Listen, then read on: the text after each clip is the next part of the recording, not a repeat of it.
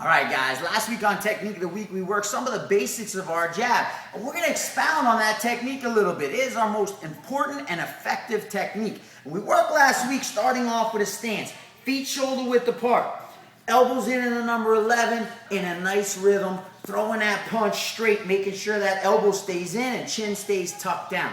Now this week we're going to add a little bit to separate this punch, just from a punch that works for you to a punch that can really scare your attacker and keep them from ever wanting to get close to you. Simple thing, takes a lot of practice. I don't want to stand in my stance with my hands clenched all tight. That tightens my arms, my shoulders, my body. It's going to get me tired and it's going to slow me down when I do go to punch. I want those hands open.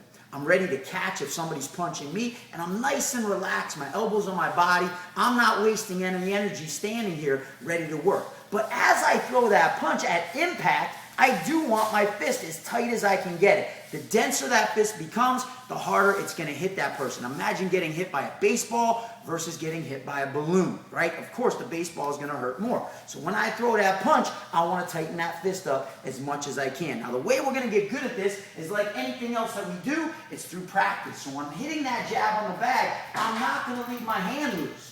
And I'm not going to keep it clenched at the beginning either. I'm going to work on clenching that fist up right at impact with the bag. Right as soon as I hit that bag, I tighten that fist up, and as soon as I'm done hitting the bag, that fist loosens up again, so I'm in a nice relaxed stance, ready to throw that jab hundreds and hundreds of times in a row if I need to.